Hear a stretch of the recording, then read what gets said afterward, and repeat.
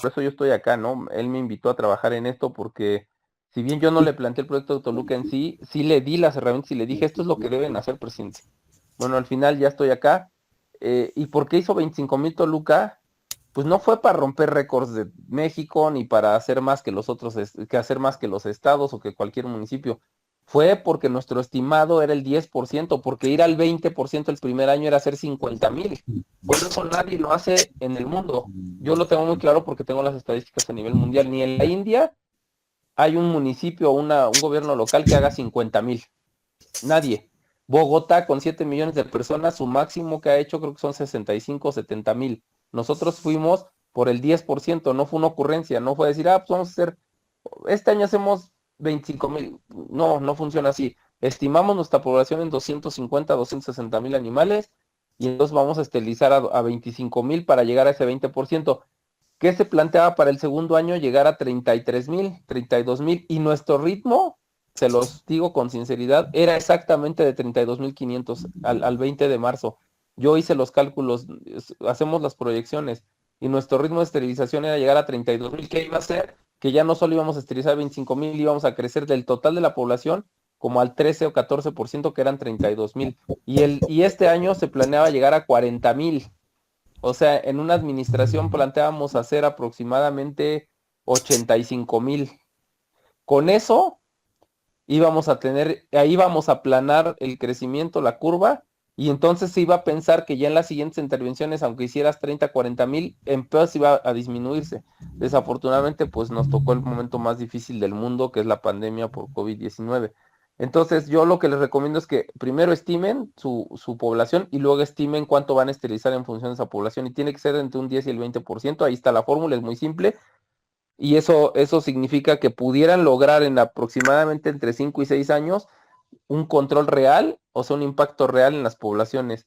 Entonces, aquí incluso está la sugerencia, se sugiere iniciar con el 10%, porque aparte viene todo un proceso de aprendizaje que si tú te planteas hacer el 20% de la población, pues es difícil que llegues porque todo acción nueva, todo nuevo proyecto lleva una curva de aprendizaje. Y acá, aunque ya todos veníamos con mucha experiencia, es un equipo, la verdad es un equipazo el de Toluca en temas de esterilización y de conocimiento sobre el control poblacional. La realidad es que aún así hubo una curva de aprendizaje, pero nos alcanzó para hacerlos el 10%, ¿no? Y además hay que contar que pues necesitas voluntad política y recursos para hacerlo, ¿no? Esa imagen es de uno de nuestros quirófanos, por cierto, en Toluca. Este, bueno, luego viene lo que les había dicho, el abordaje epidemiológico, que son muchos aspectos que hay que ver desde el abordaje epidemiológico, pero lo primero es que hay que saber que se tiene que atacar a la sobrepoblación de perros y gatos con una idea desde la ciencia, pues, no desde la ocurrencia. No se puede primero decir voy a estilizar tantos, pues por decirlo, o porque mi meta fíjense cómo planean los municipios, se los digo con sinceridad. ¿Cuánto le vas a dar al centro de control, por ejemplo, o al tema de la esterilización? Pues dale 500,000. Así no funciona. Ese tipo de presupuestos no funciona. Tenemos que enseñarle a nuestro líder municipal, a nuestro alcalde, a nuestro cabildo, que se plantea la inversa, porque si no estamos de verdad haciéndolo mal. Se plantea en función de la necesidad y por eso es estimar y por eso es decir, a mí me cuesta hacer 25,000 esterilizaciones, 2, 3 millones de pesos. Me cuesta hacer 2,000 esterilizaciones, lo que sea, ¿no? Y de ahí asigname un presupuesto que vaya en ese sentido. El partir al revés es condenar a que tu proyecto esté fracasado, ¿eh? Digo, toda la esterilización es bienvenida, pero hacer 5, cuando no sabes cuántas vas a hacer 5 o hacer 500 da exactamente lo mismo. No tiene sentido. Entonces, el abordaje epidemiológico nos permite primero establecer que debemos hacer una planeación epidemiológica del tema, pero ojo, les repito, no asuman como epidemiológico como si los perros y gatos fueran una epidemia. No estoy tratando de decir eso, solamente es un abordaje parecido al que se hace con este tipo de cuestiones como el COVID-19, por ejemplo, ¿no? Entonces, ¿qué tenemos que establecer? Una planeación estratégica. Primero, determinando dónde hay mayor presencia de animales abandonados. ¿Qué pasa en Toluca? Tienes que hacer un análisis hasta sociopolítico, económico. La zona norte de Toluca es la zona donde hay una concentración de población altísima, es la zona más marginada, la zona con mayor inseguridad. Y curiosamente son las zonas, o sea, la marginación y los temas de desigualdad y de pobreza están asociados al perro vagabundo. Hay que aprender esa función, o sea, donde hay más perros vagabundos en ambientes urbanos, hablo, porque ojo, también Tuxtla y otros municipios del sureste y otros estados del sureste viven una que, que evaluar cómo intervenir, porque no es lo mismo las dinámicas poblacionales de perros y gatos en zonas totalmente urbanas como Toluca, que también tiene sus zonas semiurbanas o semirurales, como se quiera ver, o de transición le llamo yo, donde no es la ciudad, pero ya tiene características de urbe, pero todavía hay zonas, muchos ejidos, las casas están separadas, es una realidad distinta. Entonces, pero eso se hace, ¿eh? Este proyecto no es una fórmula de cocina, es una fórmula general que tiene que tropicalizarse a cada circunstancia, incluso dentro del mismo estado, entre dos municipios o dentro del mismo país, por supuesto. Entonces tenemos que aprender a hacer un abordaje correcto. Primero hay que detectar las zonas de mayor prevalencia de animales abandonados o de problemáticas asociadas a los animales abandonados, como son agresiones. También las zonas como por ejemplo Toluca, que tenemos un tema muy grave en la zona alrededor de la central de Abastos, que es una central grande, que hacen un manejo espantoso de los residuos sólidos. Ojo, y digo residuos sólidos, no basura. Basura es un concepto que no es correcto. Los residuos sólidos mal manejados, este, que la gente suele ir a abandonar a los perros. Entonces ahí te das cuenta que empiezan a surgir problemáticas. Y esa es la zona norte. Son 4 o 5 delegaciones muy grandes que concentran el 60% de la población de Toluca, 60 y tantos por ciento, y donde tenemos prevalencia de muchas problemáticas que tienen que ver con el perro en vía pública, ¿no? Y también de perros de dueño, pues que no se controla su reproducción. Entonces, ese abordaje epidemiológico te permite conocer estos lugares y atacarlos en qué cantidad, cuándo, cómo organizar tus logísticas de campaña, etcétera. Este, me dicen si voy, Franny, me dice si voy lento para apurarme por si está medio el tiempo, porque yo me suelto a hablar y luego no me detienen, entonces me vas No, no, diciendo. pues, creo que vas bien porque vamos entendiendo y vamos interpretando todo lo que estás diciendo. Entonces, sí, gracias. Perdón, creo que te interrumpí. No, no, adelante, adelante. Bueno, dentro de este tema del abordaje epidemiológico, nosotros aquí solo lo voy a mencionar. Este es un tema ya más complejo, más avanzado, no es la panacea ni esto es lo principal, pero suma muchísimo. Y nosotros tenemos un programa, somos el único municipio, eso sí lo sé, con un programa organizado. Digo, sé que otros municipios lo hacen, ¿eh? E incluso desde la sociedad civil se hace, pero no del tamaño y de la forma organizada que lo tiene Toluca, que es el programa que le llamamos SEPMAR. Mucha gente le dice que no es lo mismo que el TNR, o sea, cada programa tiene sus diferenciaciones importantes. Nosotros le llamamos SEPMAR, que son las siglas de captura, esteriliza, vacuna, marca y retorna, ¿no? Este programa SEPMAR ha sido muy exitoso. Nosotros tenemos aproximadamente cerca de pues 5,000 animales que han sido esterilizados, vacunados y retornados a sus lugares sin que se haya presentado un solo incidente de que un perro de estos haya, bueno, una vez uno mordió, pero porque le pegaron, de estos animales retornados, ¿eh? Sin que se haya presentado incidentes que hayan puesto en riesgo la salud pública, el bienestar animal, etcétera, etcétera. Ni uno solo, estamos hablando de 5,000 animales, ¿eh? Regresados, casi 5,000 regresados a sus lugares. Entonces, este programa suma al gran eje de esterilización, pero no lo hace en sí mismo. O sea, si no apuesten todo al tema del TNR, esta es una variación del TNR, este está más especializado que un TNR tradicional, pero es un desarrollo, pues en gran medida mío, que traje de tomar ejemplos de Sudamérica, donde participé, del Caribe, donde también tuve en República Dominicana bastante activismo en materia de control poblacional y de protección animal, que me traje algunos ejemplos exitosos europeos. No he tenido la posibilidad de estar en la India, pero amigos que vienen de allá, les pedí toda la información. Y entonces hay una serie de medidas muy simples, que parecen muy simples, pero que vienen con un respaldo de quien lo ha hecho. Y creo que ha sido un programa muy exitoso. Sí lo cuestiona la gente, lo cuestiona bastante, sobre todo las autoridades auxiliares, los delegados de las comunidades, porque ellos están acostumbrados a llamar a la perrera y que maten a todos los perros o echarles veneno, así de grave.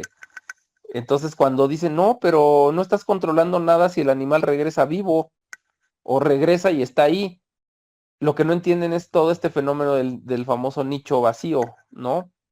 en biología de ecosistemas, pues es este principio de que si tú retiras a los organismos de un espacio o les quitas esa función que tenían en ese espacio, lo único que sucede es que se reemplaza por nuevos organismos. Eso lo hemos visto, por eso no logramos, miren, en 2014, que es el último dato que yo pedí vía transparencia, o 2015, en México se mataban de forma oficial 950,000, 970,000 animales. De forma oficial, hablo de perros y gatos, ¿eh? Animales me refiero a perros y gatos. De forma extraoficial, nosotros con ayuda de ahí de algunos académicos hicimos un estimado y se calculaba en el doble. Es decir, en México se han matado por año, se mataban desde el del 2000, que de hecho se hizo las matanzas más graves hacia acá, al 2014, 2015, se venían matando casi 1,5 millones por lo menos de animales, 1,800,000 animales. Y ustedes díganme si ven menos animales, oye, en donde quieran, ¿eh? Donde me digan, en el estado que quieran.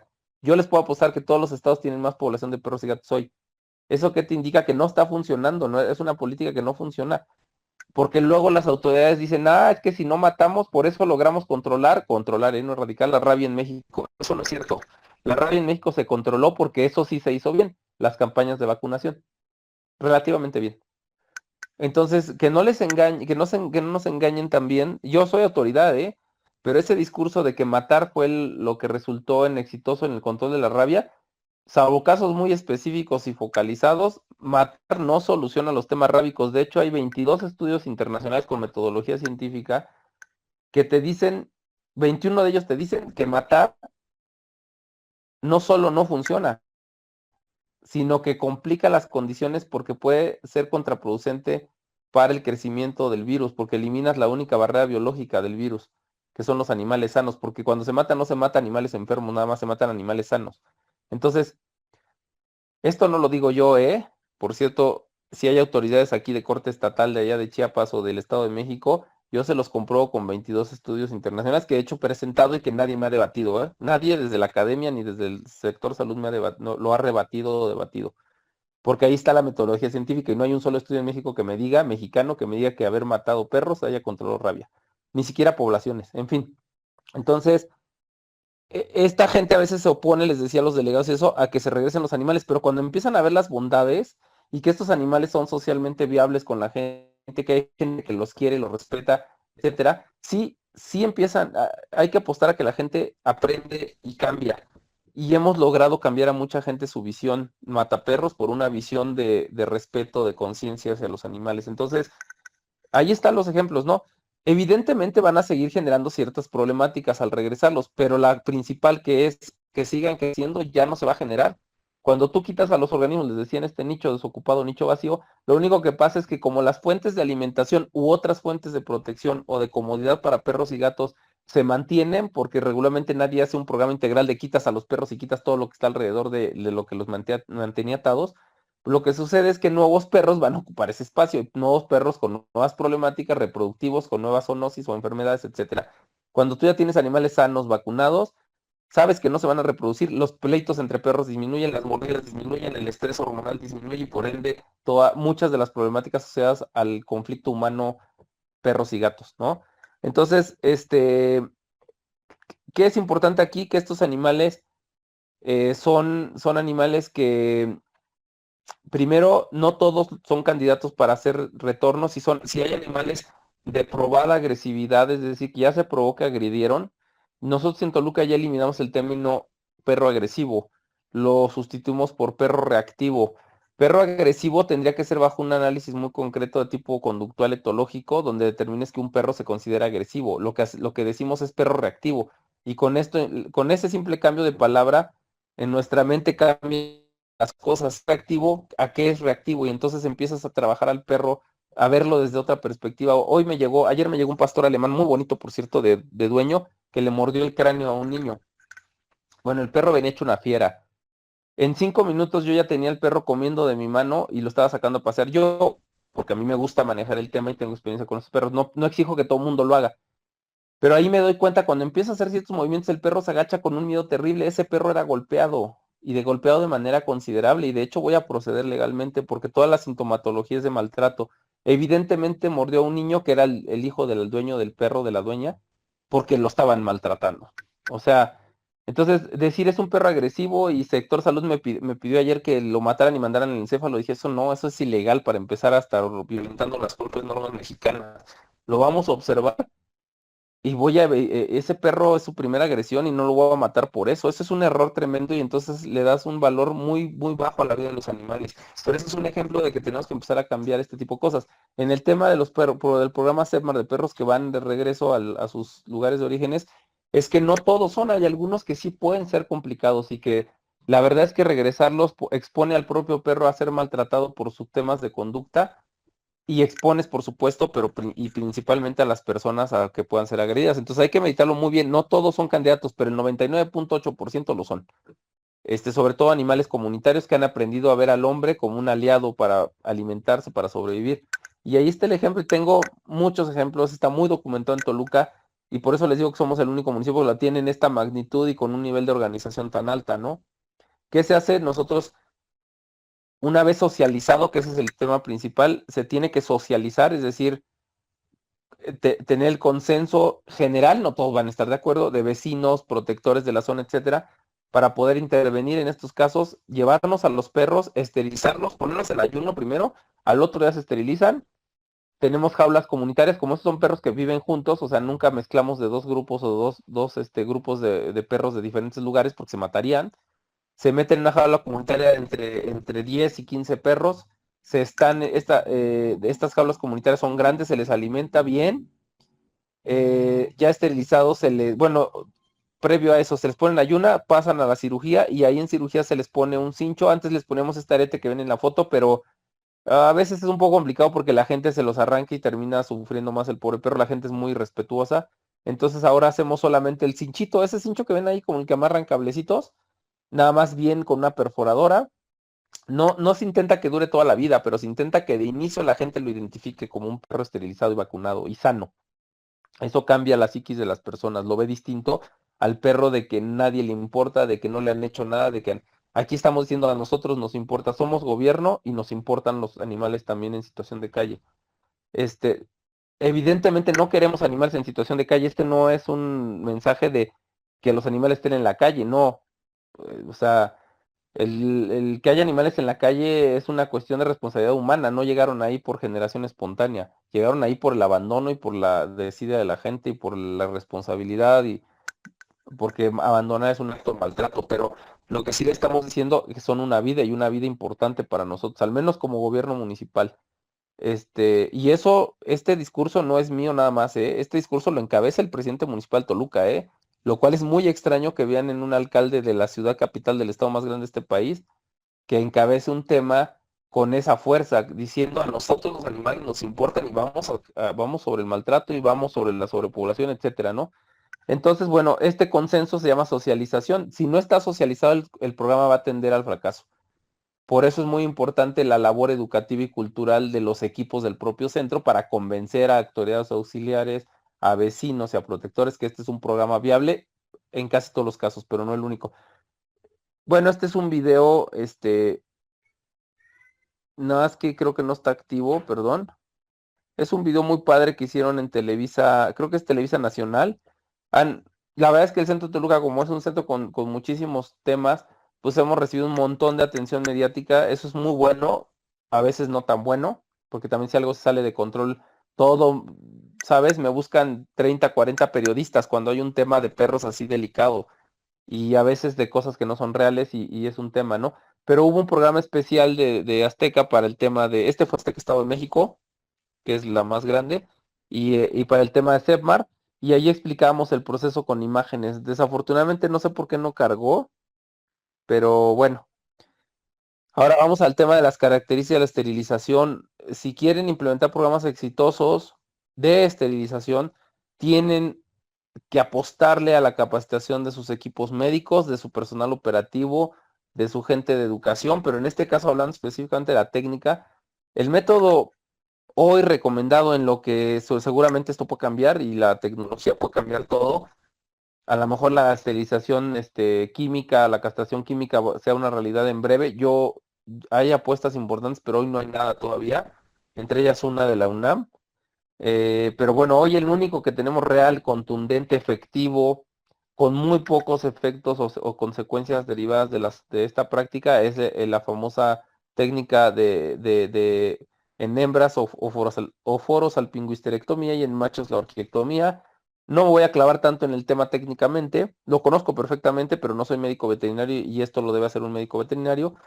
Pero bueno, el tema es que no solo es la OVH o OFH, como se conoce, o forosalpingohisterectomía, sino la forma en que se lleva a cabo a través de una técnica específica que se llama mínima invasión o QuickSpay, y que, bueno, lo que busca es, primero, una alta calidad de la cirugía, que exista muy bajo riesgo para la salud de los animales, y la realidad es que, miren, les voy a decir así, nuestro porcentaje de animales que han de estas casi 40,000 que hemos hecho en los 2 años, que han muerto en campañas de esterilización, es del 0.00003.